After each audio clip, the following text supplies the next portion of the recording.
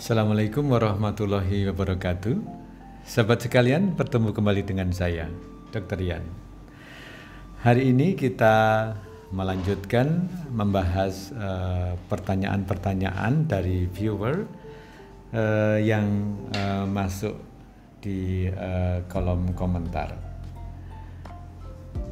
Ibu IR menanyakan, Dokter, apakah dosis kemoterapi untuk setiap stadium sama?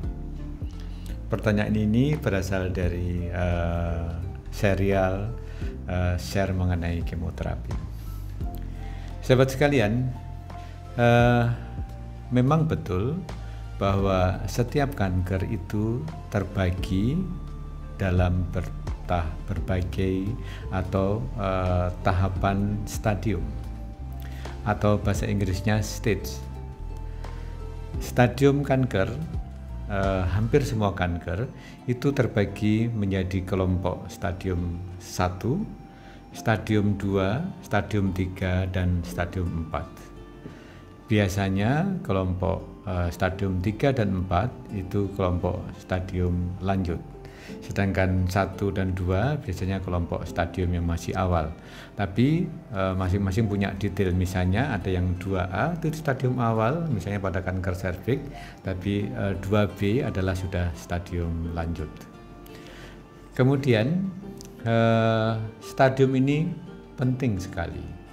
Penting dalam arti apa? Bahwa ternyata stadium penyakit kanker yang ditemukan pada saat pemeriksaan atau dipastikan setelah pembedahan itu adalah faktor utama yang menentukan atau berkaitan dengan prognosis pasien. Prognosis itu apa? Adalah harapan terhadap kesembuhan atau kekambuhan atau curability dan sebagainya pada suatu kanker tertentu. Nah, ternyata stadium ini yang paling penting dibandingkan faktor yang lain. Artinya, misalnya pada stadium awal, kanker tertentu itu tingkat kesembuhannya bisa mencapai 90%. Tapi, misalnya pada stadium 4, maka tingkat kesembuhannya kita biasanya sebut 5-year survival rate-nya tinggal 10%. Jauh sekali. Jadi memang stadium itu penting. Jadi saya memahami kenapa ada pertanyaan apakah dosis kemo itu sama pada stadium awal maupun stadium lanjut, apa berbeda dari masing-masing stadium. Kemudian sebelum saya menjawab pertanyaan, faktor prognosis lain yang menentukan tingkat kesembuhan, tingkat kekambuhan dan yang lain pada setiap kanker adalah jenis selnya. Jadi walaupun kanker itu semua selnya ganas, tapi sebenarnya ada beberapa subtipenya. Saya kasih contoh misalnya di kanker ovarium. Misalnya kanker ovarium, jenis sel yang epidermoid, misalnya adenokarsinoma ovarium, itu berbeda prognosisnya atau harapan kesembuhannya misalnya dengan kelompok yang disebut clear cell. Kelompok yang clear cell ini lebih gampang menyebar, kemudian lebih resisten atau tahan terhadap kemoterapi, sehingga tingkat kesembuhannya lebih kecil dan tingkat kekambuhannya lebih besar dibanding kelompok jenis yang lain. Jadi sudah ada dua yang saya jelaskan, bahwa yang menentukan faktor prognosis itu adalah stadium yang utama, yang kedua jenis sel.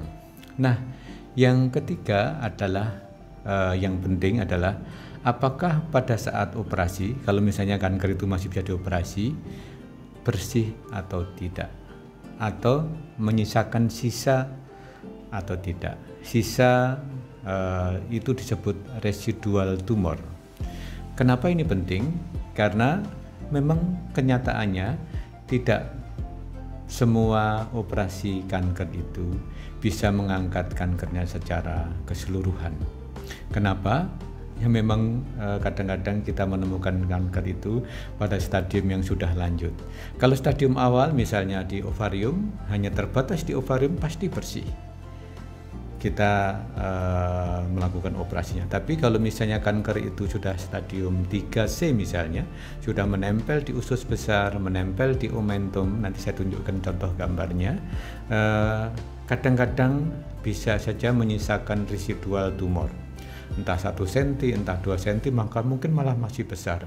Karena kadang-kadang untuk mencapai tingkat kebersihan itu mungkin, kita harus mereseksi atau memotong ususnya dan sebagainya. Nah, ketika pasien tidak consent, belum setuju untuk dilakukan pemotongan reseksi usus dan kemudian diikuti kolostomi, tentunya kita tidak akan melakukan itu, tapi akhirnya ada residual tumor. Nah, itu 3 faktor prognosis. Mungkin lain waktu kita akan bahas lebih detail. Nah, sekarang apa kaitannya dengan kemo? Kemoterapi itu cara pemilihannya yang pertama adalah jenis kankernya. Jadi masing-masing jenis kanker mempunyai obat kemoterapi yang cocok, yang sudah diteliti memang efektif. Jadi bisa berbeda. Yang kedua adalah jenis selnya.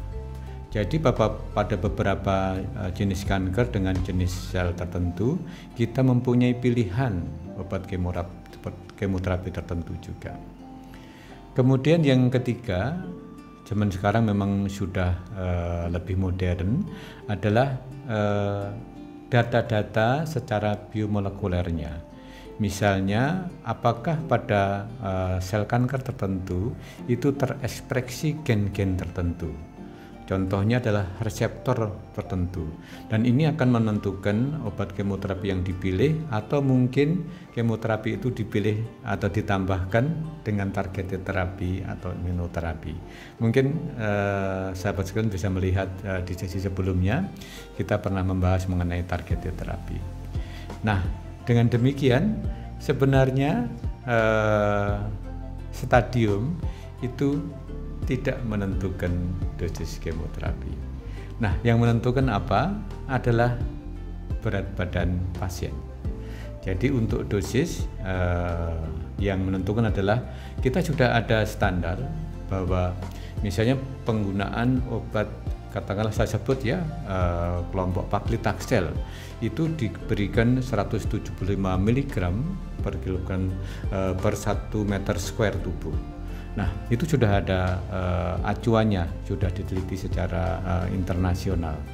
Sehingga secara gampangnya bahwa dosis kemoterapi itu ditentukan besarnya, berapa miligram, berapa gram dan sebagainya, itu berdasarkan berat badan tubuh dikombinasikan dengan luas tubuh, sehingga disebut luas permukaan tubuh. Dan itu menentukan dosis kemoterapi. Nah, apakah kita mempertimbangkan misalnya karena stadium lanjut, dosisnya kemudian kita atur, hal itu bisa dilakukan, tapi dengan pertimbangan-pertimbangan khusus.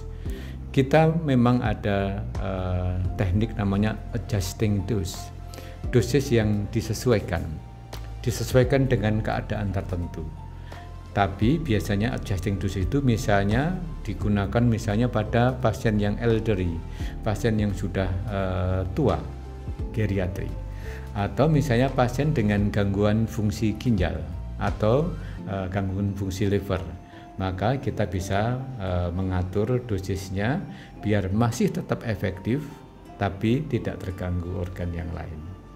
Jadi demikian secara garis besar bahwa yang menentukan dosis kemoterapi adalah perhitungan antara berat badan seorang pasien dengan tinggi berat badan dan tinggi pasien, kemudian dihitung luas permukaan tubuh, kemudian juga dihitung fungsi-fungsi misalnya dari ginjal, namanya clearance kreatininnya dan sebagainya. Nah, itu yang menentukan dosisnya.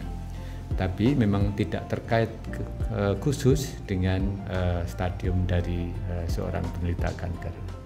Demikian, semoga seri ini memberikan manfaat, memberikan pemahaman yang lebih baik, dan semoga pasien-pasien yang menderita kanker bisa menerima perawatan dengan lebih baik.